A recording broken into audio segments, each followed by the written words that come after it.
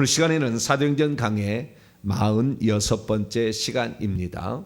다툼과 논쟁의 불씨를 베드로는 어떻게 극복할 수 있었는가? 라는 제목으로 함께 말씀의 은혜를 나누기를 원합니다. 유대인들만 복음을 이렇게 받았던 그 순간에서 이방인들까지 복음을 받을 수 있도록 이렇게 하나님께서 역사하고 있는 가운데 베드로가 그 한 복판에 있었습니다. 사실 예루살렘 교회의 어쩌면은 탄생은 베드로에 의해서 시작이 되었다 할 정도로 베드로는 복음 전파에 있어서 가장 중요한 역할을 감당해 오고 있었죠. 물론 모든 것이 하나님의 뜻과 섭리였고 특별히 120명의 마가 다락방에 모여 있던 성도들이 이제 그리스도를 믿어서 하나님의 자녀가 되는, 그전에도 하나님의 자녀는 아니었죠. 하나님의 백성이었죠. 이게 생명을 가지지 않았어요. 구약 성도들은 받을 생명을 그렇게 미리 믿음으로 받은 것이지 실제로 받지 않았어요. 왜냐하면 예수님이 이 땅에 오실 때 예수님이 독생자로 했잖아요. 아버지의 생명을 가진 유일한 자다. 그러니까 아직까지 이 땅에서 사람 중에서 하나님의 생명을 가진 자가 없었어요. 그러다가 오순절 마가 다락방을 통하여 비로소 하나님의 생명을 받기 시작하는 거예요. 그러니까 그때 구약의 모든 성도들은 천국에 들어갔다면 낙원에 있다가 생명을 받아서 부활체를 입고 하나님 보좌 앞으로 간 거예요. 그러니까 구약의 성도들이 하나님 보좌 앞으로 가지 않았습니다. 그러다가 예수님이 첫째 부활의 첫 열매가 되시고 그리고 다른 사람도 부활체를 입어서 이제 하나님 보좌 앞으로, 그러니까 오순절 마가 다락방에 비로소 그 사건이 있은 후에 죽은 자들이 하나님 보좌 앞으로, 보좌가 아닌 낙원에 따로 있다가 보좌 앞으로 가게 되었어요. 그래서 그때부터 하나님의 자녀라, 하나님의 자식이라라는 말을 들을 수가 있었죠. 그런데 이때 처음으로 하나님의 자녀라 일컬음을 받은 자는 전부 할례를 받은 자였어요. 전부 할례를 받은 자, 유대인이었던 거죠. 그것이 히브리파든 헬라파든 간에 상관없이 다 그랬는데, 지금 최초로 할례를 받지 아니한 유대인이 아닌 자가 하나님의 자식이 될 수 있느냐, 하나님 자녀가 될 수 있느냐라는 지금 아주 중요한 문제 앞에 서 있거든요. 그러니까 그 어떤 사건보다도 이 사건을 아주 자세하게 표현하고 있고, 그러니까 베드로가 직접 경험한 거 얘기하고 그 다음에 고넬료 앞에 가서 또 한번 얘기하고 그 다음에 예루살렘에 돌아와서 자기에게 일어났던 일을 베드로가 보고하는 장면을 통하여 3번씩이나 이 사건을 계속해서 언급한 것은 이 사건이 매우 중요한 사건이다 라는 사실을 알 수가 있죠. 그래서 베드로는 온전히 성령의 인도하심, 하나님의 역사하심을 따라 그 뜻과 섭리대로 이방인에게 가서, 고넬료라는 이방인에게 가서 그 집안에 모여있는 사람들에게, 고넬료 가족들과 친척들, 그 다음에 친구들에게 복음을 전하게 됩니다.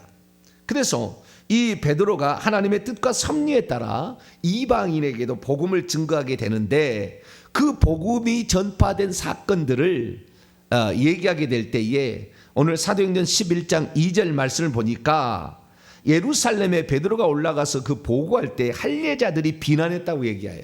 뭐라고 비난했냐면 3절, 네가 무할례자의 집에 들어갔고 그리고 그들과 함께 먹었다라는 겁니다. 이것을 비난을, 할례자들. 자, 여러분, 예루살렘 교회는 지금 120명의 완전히 기도하던 사람들이 성령 받고 하나님 자녀된 거 아니에요? 그리고 그 성령 받았을 때 그때 선물이 주어져 가지고 방언과 그 다음에 듣는 사람들도 자기 언어로 듣는 방언 통변이 일어난 거 아닙니까? 그걸 방언이라고 얘기합니다만 보통 우리가 얘기할 때 대신방면이 있고 대인방면이 있는데, 대인방면, 그러니까 사람이 내가 말할 때 방언으로 말했는데, 알아들을 수 없는 말을 말했는데 상대방은 자기 언어로 듣는 거예요. 그래가지고 그 소리를 듣고 15개국 사람들이 무슨 일이냐 할 때 베드로가 일어나서 설교를 해서 어떤 일이 벌어졌는지, 그들이 예수 그리스도를 죽인 일이 큰일이었다는 것을 통해서, 그러면 우리가 어찌할 거에 서 결국에 회개해서 3,000명이 구원을 받고 나중에는 5,000명이 구원을 받고 막 그러지 않습니까? 그래서 예루살렘 교회가 되었다가 그 헬라파 유대인들 대표였던 스데반이 죽게 되고 헬라파 유대인들이 다 흩어지게 되고 히브리파 유대인만 남아 있었어요. 그러니까 본토백이 할레파 유대인들만 남아 있었던 상황인데, 이 본토백이라고 한다면 예루살렘 내에 대부분 거주했던 사람들이었을 것이고, 그 다음에 120명의 성도들이 주축이 되었을 거예요. 그 안에 있는 남자들이 주축이 되었을 거예요. 그런데 그들이 베드로를 비난할 수 있습니까? 무슨 일을 했다고 할지라도 베드로를 비난할 수 있나요? 불가능한 일입니다. 예루살렘 교회에 하나님의 전적인 역사지만 베드로 없이는 예루살렘 교회가 탄생하지 않았을 거니까, 거의 그 예루살렘 교회 지금까지 탄생해나 예루살렘 교회의 성장이 베드로가 아니면 이루어지지 않았을 거라잖아요. 그런데 베드로를 비난할 수 있습니까? 예수님의 사도들 중에 대표를 비난할 수 있습니까? 불가능한 일이라고요. 그런데 그 할례자들이 이걸 비난했다고 얘기를 해요. 자, 1절을 보시면요, 무슨 일이 있었냐면, 유대에 있는 사도들과 형제들이 이방인들도 하나님의 말씀을 받아들였다함을 들었다라고 얘기하지 않습니까? 우리 개역 성경에는 유대에 있는, 예루살렘에 있는 사도들과 형제들이 이방인들도 하나님을 받아들였다라는 식으로 번역이 되어 있는데, 헬라 원문은 그렇게 안 돼 있어요.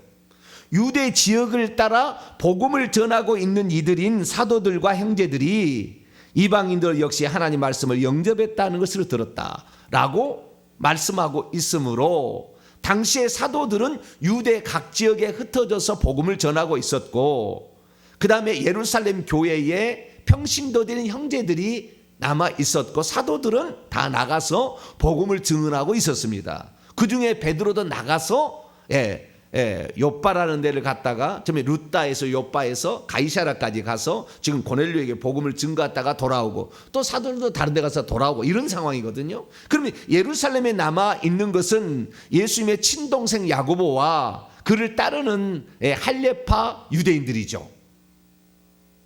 할례파 유대인들이 지금 남아 있는 건데, 이 평신도들이 쉽게 말해서 사도들을 비난한 것이고, 예수님의 사도의 대표였던 베드로를 비난한 거, 이건 큰 잘못입니다.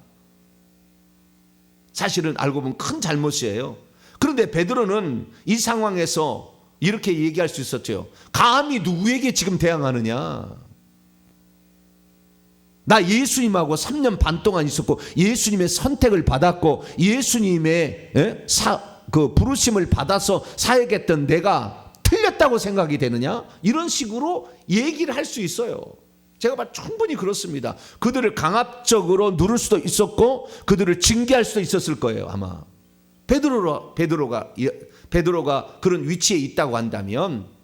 그런데도 베드로는 그렇게 강압적으로 평신도들의 이의 제기를 누르거나 또는 그들의 징계를 내리지 아니하고 그들에게 차근차근 설득을 합니다. 4절 보면은 베드로가 그들에게 이 일을 차례대로 스스로 설명하였다. 그들이 설명하라고 말하지도 않았지만 원문의 중간태요, 스스로 설명을 했다. 이렇게 헬라 원문은 말씀하고 있어요. 그래서 이 베드로가 충분히 그 예루살렘에 들어갔을 때 이방인과 접촉했던 것이 문제가 될 소지가 있다라는 것을 얘기를 하였고, 또한 사도지만 자기가 예루살렘 교회의 대표이지만 그래도 불구하고 이해를 못하는 과거의 자기 같은 자잖아요. 환상을 보기 전까지 자기가 똑같지 않았습니까? 환상을 보기 전까지 자기는 이방인의 집에도 안 들어가고 이방인과 식사도 안 하고 이렇게 살아왔잖아요. 자기가 똑같잖아요. 그런 자들이었던 할례를 받고 기독교인 된 자들을 그냥 나무라지 아니하고 그들에게 설득을 했다는 거예요. 참 우리는 베드로는 존중해야 됩니다. 베드로가 어떤 자였습니까? 혈기, 분노, 다혈질이라면은 1인자 아니었지 않습니까? 과거에 갔다면 이것들이 감히 그랬을 거 아닙니까? 그리고 베드로를 비난할 사람이 어디 있어요? 큰일 날 일이죠. 징계받을 일이죠. 그런데도 베드로는 사람이 이렇게 달라진 거예요.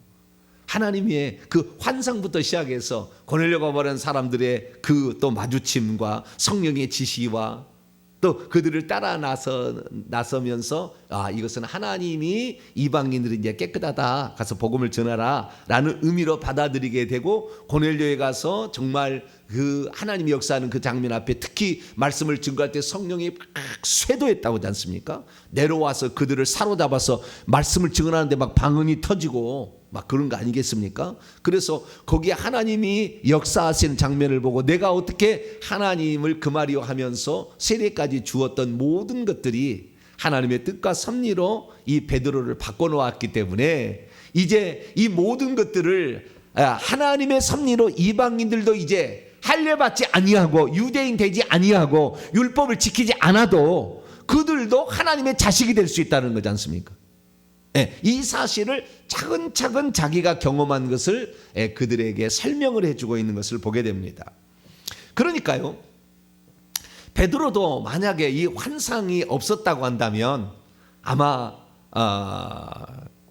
계속해서 자기들도 똑같은 그 유대 헬라파들과 똑같은 주장을 할 수 있었을 거예요. 그런데 하나님께서 역사하시는 그 환상이 제일 큰 거였죠. 그때 잡아서 먹으라, 일어나라, 그 다음에 도축하라, 그리고 먹으라 라는 세 가지의 음성이 들려왔지 않습니까? 그때 주님 그럴 수 없습니다. 나는 어려서부터 그런 일을 한 적이 없어요. 그랬더니 하나님께서 깨끗하게 하셨던 것을 네가 왜 부정하다고 말하느냐라는 음성이 3번 들려왔다 했지 않습니까?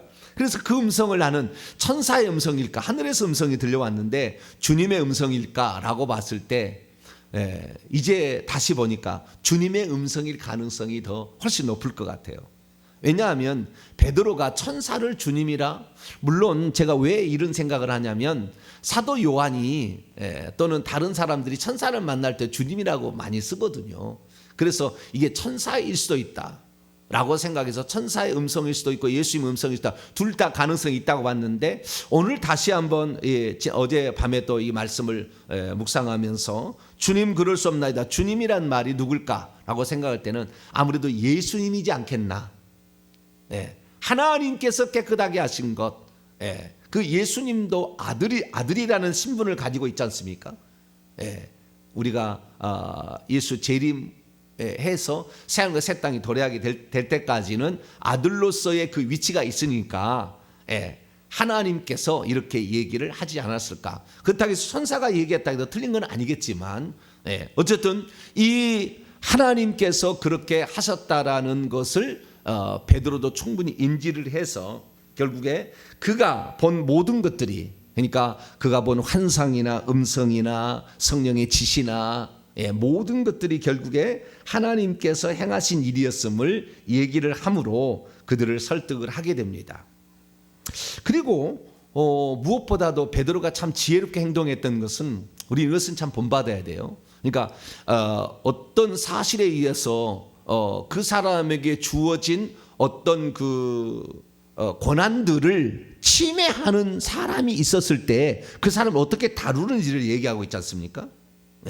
그들을 징계해버릴 것인가, 감히 어디서 그따위 얘기하느냐 이렇게 얘기하는 게 아니고 그 사람을 어떻게 설득해 나가는가. 그러면 결국에 이 베드로가 이렇게 차근차근 설명을 하고 이런 과정을 통해서 그들이 어떻게 고백하냐면 그들이 다 베드로의 말에 설복을 하게 됩니다.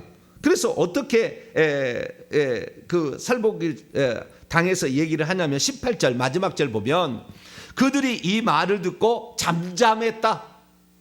막 열났던 그들이 열나서 막 얘기했던 의의를 제기했던 자들이 잠잠했다.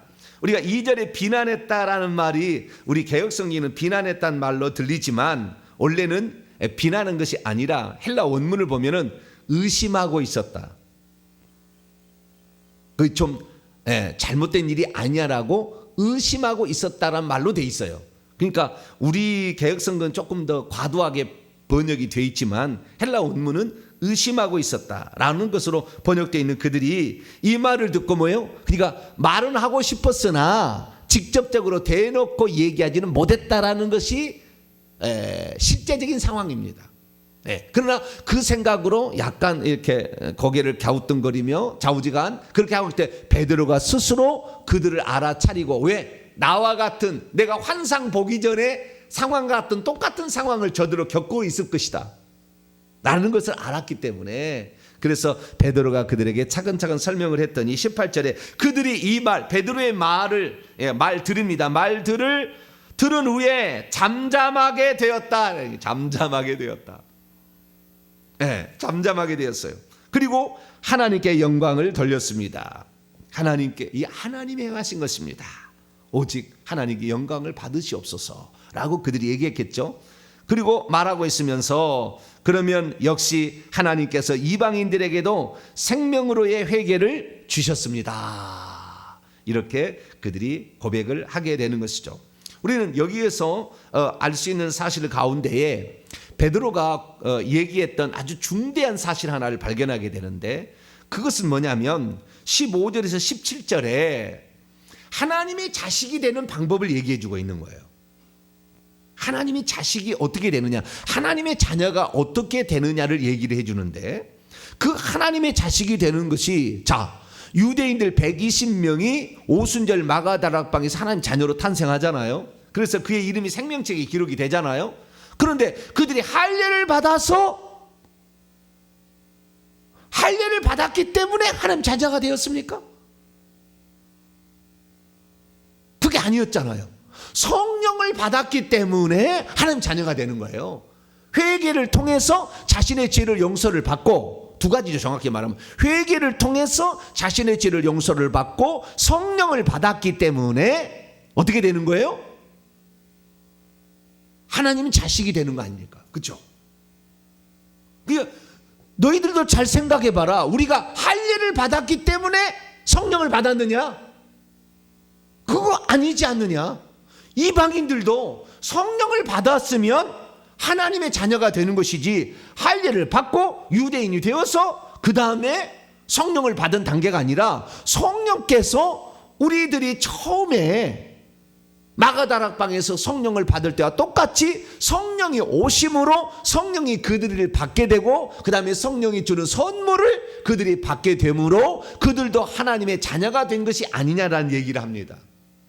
그래서 하나님의 자녀가 되는 방법은 회개해서 죄사함을 받고 성령을 받음으로 하나님의 자녀가 되어서 새 예루살렘 성 안에 들어가는 자격을 취득하게 되는 것, 그것을 사도 베드로가 얘기를 하고 있는 거예요.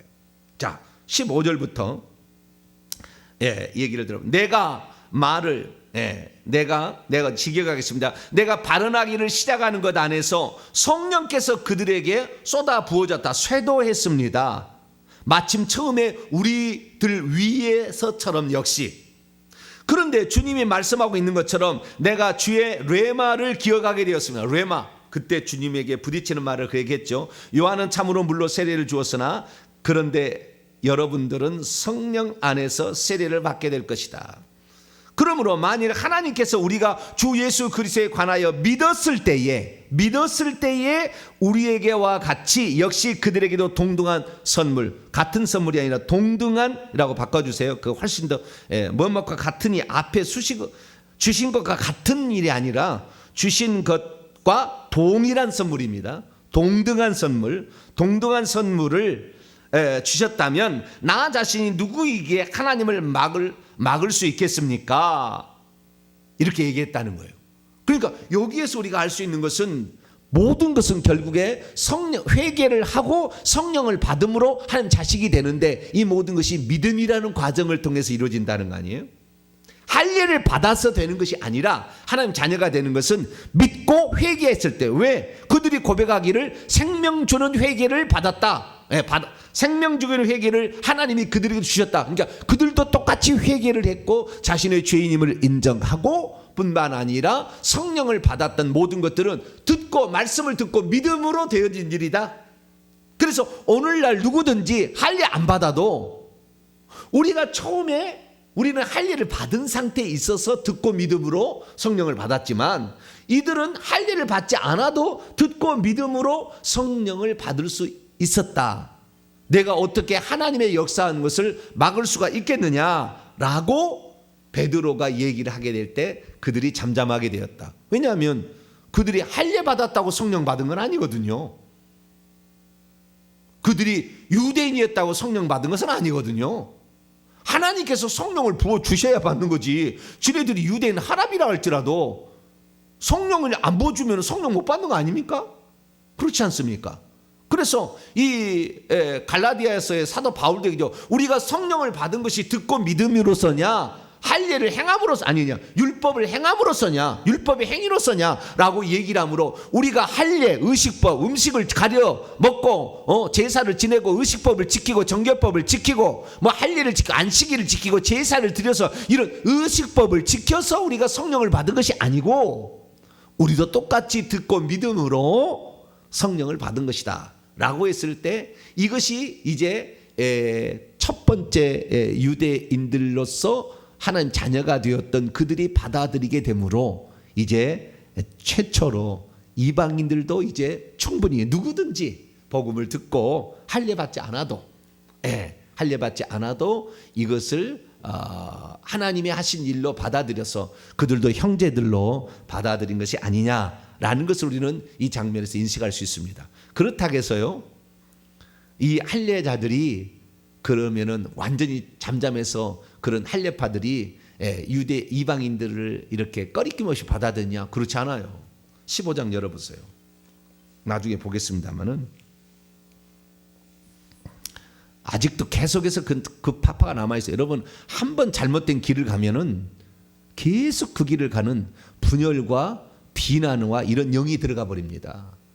그런 사람들이 끝까지 반대를 해요. 자, 15장 1절 보세요. 나중에 이제 볼 겁니다. 예루살렘 사도회의에 나오는 건데요. 자, 어떤 사람들이 15장 1절입니다. 어떤 사람들이 유대로부터 내려와서 형제들을 가르치되 너희가 모세의 법대로 할례를 받지 않으면 능히 구원을 받지 못하리라. 계속 남아 있잖아요. 계속 남아 있어요. 여러분 어떤 것을 비난하거나 잘못된 것을 의의를 제거하는 거 이렇게 해서 그 자신이 잘못할 수 있음을 끝까지 인정하지 않는다는 거잖아요. 이 장면을 보게 되면. 그러니까 이렇게 한번 비난하는 영, 이런 영들이 들어가게 되면 그 영들이 사로잡히게 되는 겁니다. 우리는 어떤 하나님 말씀이 주어지든 간에 성경의 정확한 가르침을 알았으면 순복할 줄 알아야 돼요. 빨리 고칠 줄 알아야 돼요.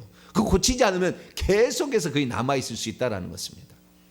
그런데 베드로가 그들을 그때 당시에 잠잠케 하고 설득할 수 있었던 또 하나의 요인이 있어요. 자기가 이런 과정을 겪었는데 하나님이 행하신 일을 우리가 어떻게 거부할 수 있느냐라고도 얘기했지만 또 하나의 증거가 있는데 그건 뭐냐면 12절 말씀 보니까 성령이, 자, 사도행전 11장 12절입니다. 성령이 내게 명하사 아무 의심하지 말고 가라 하심에 이 6 형제들도 나와 함께 가서 그 사람 집에 들어갔다. 할례 받았던 6 형제들도 데리고 간 거예요. 이 6이니까 지금 보고하게 될 때 6명의 형제가 지금 옆에 서 있는 거예요. 그러니까 베드로에게 일어난 모든 사건들을 베드로 혼자만 얘기하고 있는 것이 아니라 그것을 증언해 줄 자가 옆에 6명, 베드로까지 7명이 옆에 있었다는 거 아닙니까? 그러니까 참 중요한 것이 어떤 일이 있었느냐 없었느냐를 혼자만 하지 말고 우리는 늘 뭔가를 동행해야 돼요. 그래서 증언해 줄 자가 있어야지 네만 경험한 것이지 그걸 어떻게 알 수 있느냐, 잃어버리면 끝나는 거 아닙니까? 그런데 옆에 6명 형제가 그 장면을 다 봤다는 거 아닙니까? 그 모든 현장들을 다 보고 있었기 때문에 우리들도 증인이다 하니까 잠잠하게 되었다라는 것입니다. 그러니까 베드로는 매우 지혜롭게 행동했음을 알 수가 있습니다.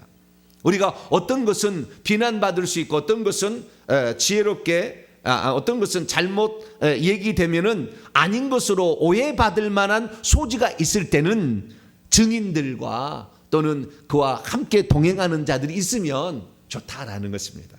그래서 이 베드로는 이 중요한 문제를 아주 지혜롭게 풀어서 결국에 하나님께서 이방인에게도 복음을 증언하는 것이 하나님의 뜻이었다라는 것들을 유대 교회가 온전히 수용할 수 있게끔, 물론 비난하는 자들이 계속 남아있는 소수에 있었지만 그러나 그것이 가능했다라는 사실을 우리는 알 수 있습니다. 그렇습니다. 다툼과 논쟁의 불씨가 있는 데는 윽박지를 것이 아니라 설득을 해야 되고 그다음에 증거를 보여줘서 그것이 확실함을 증언함으로 그것을 해결해 나가지 윽박지르거나 고난으로 막 네가 감히 이런 식으로 해서는 안 된다라는 것을 잘 우리도 알아서 이런 문제가 생기면 이렇게 처리할 수 있게 되기를 바랍니다. 기도하겠습니다. 하나님 감사합니다. 베드로의 이 사려 깊은 처리 참 존경할 만합니다. 그가 얼마나 다혈질적인 사람이었는데 하나님 스스로 그 모든 것을 설명하고 증인들까지 대동함으로 하나님의 역사하심을 이렇게 증언함으로 예루살렘 교회가 이방인들의 구원을 받아들였습니다. 오 주여, 우리들도 이 베드로의 모습을 닮아가게 도와 주옵소서. 우리 주 예수 그리스도의 이름으로 기도하옵나이다.